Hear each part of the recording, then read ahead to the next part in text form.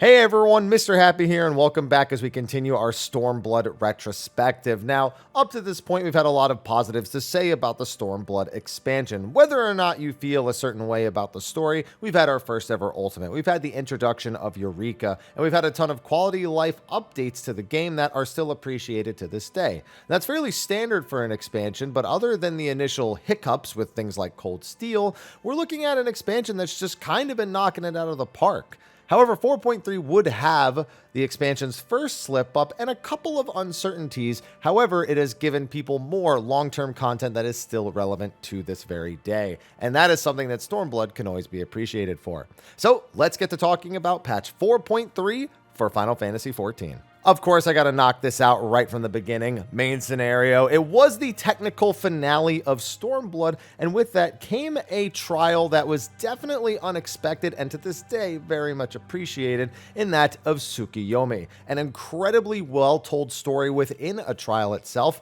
Not really a weakness of Final Fantasy XIV. They're very good at telling stories within trials, dealing with inner conflicts, but Tsukiyomi takes that to the most literal sense, and to this day is some people's favorite trial, if not from a mechanical standpoint, from a story standpoint. It struggles, it's up there, it's one of the favorites, because there's one that is in Shadowbringers that I think will pass it for most people. But it's one I've always really adored, even if I never really farmed it on content. I really have had a hard time bringing myself to farm Stormblood trials, in case you haven't noticed that from my trend of talking about them before, but this is one that I heavily appreciate. You know, in my notes here, I have dungeons written down, but I gotta stop doing that because this is the odd-numbered patch, and thus there was only a single dungeon, in that of the Swallow's Compass. It's one I end up having to talk about a lot even to this day because it features at great length a lot of geomancy, which is something that is always on the minds of people who are trying to guess jobs, especially right now as we're waiting for the next job reveal for Dawntrail. Not that I think that's geomancy, but it's just something that always gets thrown into the conversation, even though it's not the only place in Stormblood that geomancy is spoken about. It's actually part of the Four Lords storyline, continuing between their trial releases. No trial here, just a solo instance, and a continuation of the story. You know, kind of a side tangent here, but I wish they would do this with more aspects of the game that take breaks between patches. We saw it with the Nier raid, which was a big surprise, and I wish they would kind of do it with things like the Alliance raids and the 8-man raids, to use it as a little bit more time to just build tension, to add a bit more levity to things, instead of really trying to get all the story done in just those patches where the content actually releases. That being said, Swallow's Compass, fine dungeon, can't complain. It was also the continuation of the Alliance raid series, in that of Return to Ivalice. This patch was a little weird with this one. I had mentioned in 4.1 how it's a lot of tell don't show. Well, now it was tell, but don't tell me anything of use, with a particular side quest that was involved. Yeah, Ivalice has its moments that are up and down. That being said, those things have largely changed nowadays, so you don't have to worry about that all that much. One thing it didn't slip up on, though, was the Ritterana Lighthouse Alliance raid. Again, just a masterclass of Alliance raids, and I really feel that way about all of Ivalice across the board. It has some bosses that definitely don't push you as hard as the original ones did in Rabanastre, but some that then push way harder. I feel like it was an overall better balance from fight to fight of what players should expect going into an Alliance raid, even if I don't think any individual moment is as crazy as what you got with Rabanastre. That being said, I don't know how I can say that, when the third boss is quite literally nicknamed the Math Boss. Stop and do a math problem with your health. It's definitely one of the most traumatic experiences that Final Fantasy XIV raiders have experienced to this day, and where many of them learn that however many decades they've been alive in this reality, well, they learn that 1 is not a prime number. As much as they may think it was, or think it is, it's not a prime number. And that made for some great things that still to this day, you'll see people just fall completely into despair whenever they think about this. It's one of the only reasons why calculator and arithmetician are not big on people's list of jobs they want to guess for the next cast or DPS. But again, really solid, not to mention the voice work, some great memes coming out of this one, and one I always look forward to in Roulettes. Now, for all that combat that there is, all the different, I'm not even done talking about it, trust me, we got some other heavy hitters in that category. The job adjustments in 4.3 were on the lighter side. Probably the most significant one to me is that Astrologian had its cast times changed for a lot of its skills. At this point, you know, Astro had to be dealing with 2.5-second cast times and playing cards. So in this patch, they brought their offensive spells down to a 1.5-second cast time, making it much easier to weave in all of those cards that we're going to be using. This is something that would become the standard for all healers going forward, so I like to consider this the trendsetter on that. There were also some other buffs to give some love to jobs that kind of still needed it. Dark Knight definitely needed a little bit of help shifting around some dark arts related stuff and just giving it some more potency. And Samurai, very similar. They just wanted to give it a little bit more oomph. And I'd say this is really the patch where people stopped kind of criticizing Samurai. It was far enough separated from being new job status at the beginning of 4.0 where, you know, everyone picks it up and doesn't necessarily play it well. And it was kind of out of that it doesn't perform well enough bubble with this patch. It hadn't really stopped it. Samurais were pretty prevalent in 4.2, but then 4.3 into the end of the expansion, it was not uncommon to have a Samurai in tons of parties. So it actually helped kind of break that whole stalemate that Black Mage suffered from, where it was, oh, this job's, you know, only strong if it's somebody who's really good playing, and even then, why would I not bring something else? You know, Samurai subverted that and managed to get itself into a lot of parties despite that sort of problem. It wasn't perfect. You still had a lot of people going, you know, Ninja Dragoon, and that was, of course, a major problem. Monk, of course, had a much better kit for being included in parties in this expansion. That's something I can't wait to talk about in the next video. But overall, it was nice to see Samurai break out of that shell. Now we get into all the random quality of life stuff and other features that may not always go appreciated, or you may not even know what patch they were introduced in. The Dolan Enclave was introduced, which was kind of a weird thing. It was like a side, it's like the prelims or the prelude to the Ishgard restoration. All you really did is you just sold vendor trash to a vendor, and when you did it enough weeks in a row, you just advanced the story and the place got a little bit better and you would build out a new section. It's nice to just like make 20,000 gil worth of trash into 40,000 gil worth of trash nowadays, but at the very least it was a very endearing story that came from this kind of working together with Dolan, with some of the characters that we had come to know at that time in order to rebuild their, you know, the thing we kind of destroyed on the way out. We also had the Kurenai custom deliveries, an NPC who you became acquainted with very briefly throughout the MSQ, technically from a side quest mostly, because, you know, that's how you had to get one of your dungeons through them. But yeah, that's another custom delivery. Those are always welcome. The Namazu tribe, which was a disciple of Hand and Land tribe. It's just, you know, that's good. I thought it was fun. That was one of my favorite ones from Stormblood. So again, thumbs up from me. Message books being added to housing so you could leave messages for people. Just a fun little thing. Not, again, super important, but people really enjoy having people write in their message books. People who are serious about housing, occasionally getting a compliment from, you know, a neighbor or someone passing by, or a complaint from your neighbor pretending they're HSA and it being completely unreasonable.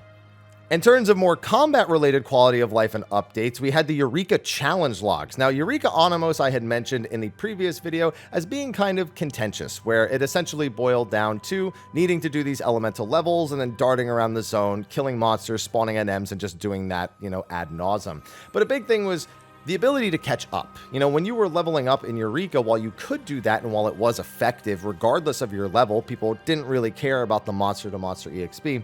These challenge logs gave people a means of kind of doing it casually. Like, oh, you know, I don't really want to sit in the zone and level up and grind, but I want to kind of get through it. Now you hit this weekly objective that would get you a ton of elemental experience to get through this unique leveling process without having to commit tons and tons of hours and tons of time into running around the map mindlessly. That's going to play a really important role in a later part of this video, so we'll come back to that. They also started making some adjustments to Deep Dungeon, specifically to the means through which you actually obtain the weapons there. Being able to exchange just a few of your ether pool to get a grip instead of needing to dump the entire thing meant that you could maintain a sense of power without being completely helpless whenever you decided to buy a weapon and almost feeling like you needed to start over. This was also the patch for the Duty Roulette normal raid being added into the game. Yeah, I had forgotten what patch that actually was, but Duty Roulette normal raids now in the game, and there's just another roulette that you could do on the daily. I actually thought this came before Alliance Roulette, so I was really surprised when I looked through the patch notes and saw it say that Duty Roulette normal raids were added. I was like, didn't I talk about this already? I guess I didn't.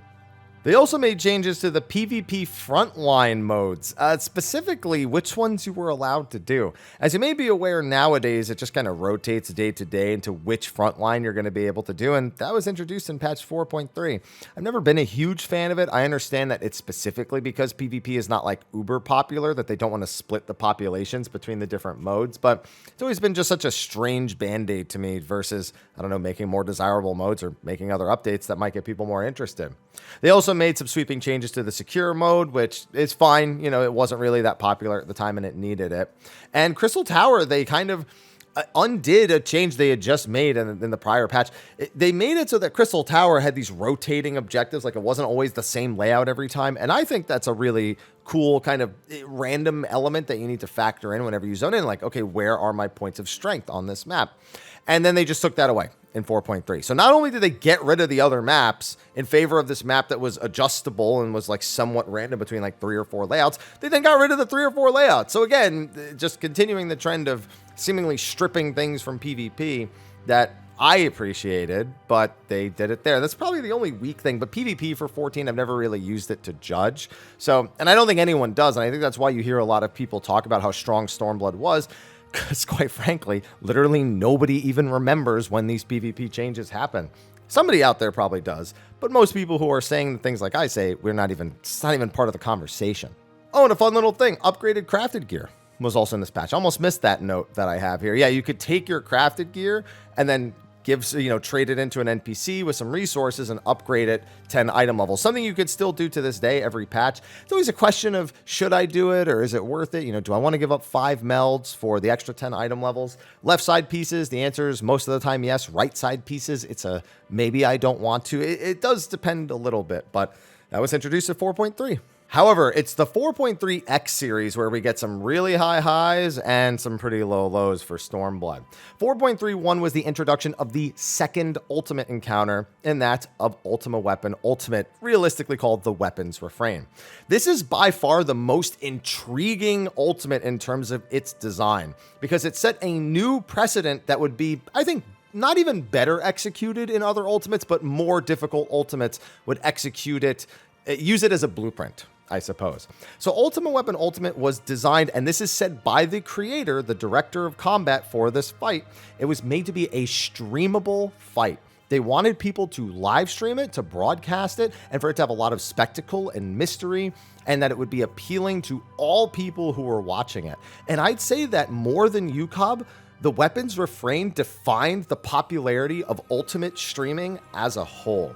The way the encounter is built is that you have the 3 primals, a little intermission phase, and then Ultima Weapon itself. So the namesake of the fight doesn't even show up until the last 6 minutes. That being said, upon getting to that intermission, you most of the time can get no further than the initial occurrence, maybe one step further into the heal check. However, it's designed so that you have to beat each primal by doing something deliberately wrong in order to power that primal up, get a buff from each of those 3 primals, and then use that to chain limit break back to back during the intermission phase. This kind of mystery solving element, again, would be the blueprint for stuff we would see in other ultimates down the line. Not necessarily in every single one of them, and not even nearly to this extent, but a really cool way of getting the players more involved to subvert the expectation of what your mindset is always like, oh, of course I would do it this way. This is a logical way of doing it, versus trying to figure out what is the right way to do it.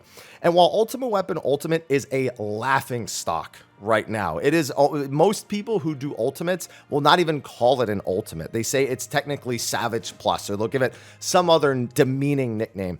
At the end of the day, it is one of the more important ultimates that we've gotten, and it being introduced right after the absolute brutal Unending Coil, just a few, 7-8 months later.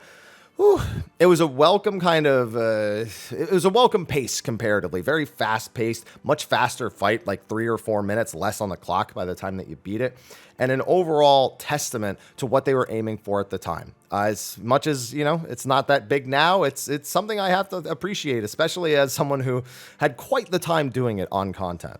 Then you go into 4.35, which is actually not even the final content patch for patch 4.3. Hildebrand continued. Again, that's just been continuing well. Funny, but again, just kind of going along at this point, and that's something we might be able to touch on later in this retrospective. The bigger thing was Heaven on High, Final Fantasy XIV's second deep dungeon, and the beneficiary to that change with the grips that I mentioned earlier, and definitely something I was glad we had at this point. It had a nice story added to it that delved into some stuff that we didn't know about the Allagans, gave us a bit of history about their reach around the rest of the world. But more importantly, it took the feedback of Palace of the Dead and really tried to condense it into a more approachable experience, especially for people looking to climb all of the floors and people trying to use it for leveling. They made sure it was quicker to get to the point where you would access the, as we call them, leveling floors of 21 to 30. They made sure that if you wanted to trudge all the way up to the top, whether it be solo or a group, you wouldn't have to go through so many unnecessary floors, and that of Palace of the Dead having the 200 floors, making it more of an endurance check than anything else. They also added some new occurrences in there, a new floor layout, and some bosses that were, in my opinion, not as strong as Palace of the Dead's bosses, but were still a welcome challenge for those looking to get into them for the first time. Overall, I think Heaven on High to this day is probably the best of the deep dungeons to try to go through solo, and that's a testament to how it was designed with feedback from the first one, and it's always good to see that. And again, at this point, there was only one deep dungeon prior. There wasn't really a fully fleshed out deep dungeon community. But with Heaven on High, the interest in deep dungeon solos and deep dungeon community began to accelerate more and more. It wasn't just what was possible to solo anymore. It wasn't just looking at one or two jobs. We started seeing bard solos, machinist solos, the red mage solo that everyone expected, tank solos. And as time went on and more people started uncovering stuff, and more people started feeling like they could do this, they could be a part of this thing, they could achieve this thing, I feel like Heaven on High really opened the door for that for a lot of people more than Palace of the Dead did. So a huge turning point in what is still a long-form piece of content, a challenge that people constantly take on in 14, whether they be brand new or returning to it just to do a little bit better. And 4.3 gets the credit for that. Now, I had mentioned high highs and low lows. Low lows is what comes next. 4.36 was the addition of Eureka Pagos, or Pagos, or whatever you want to call it, the second zone. And this one was more Final Fantasy XI than the last. The amount of EXP you needed to level was much higher. The map was made to be much more treacherous. There's sleeping dragons that you have to avoid by walking. There's a much bigger emphasis on understanding aggro types. There's cliffs that you need to fall down in just the right spot that usually have a sleeping dragon or maybe even an undead to catch you when you're at 1 HP on the bottom. Getting around the map was way more time consuming because of all of this stuff as well. The leveling process took longer. And then the light farming and crystal process to upgrade your weapons that you got from Onimos was also longer. It essentially just, they described Onimos as the gateway into Eureka and Pagos for the people who were really going to push it.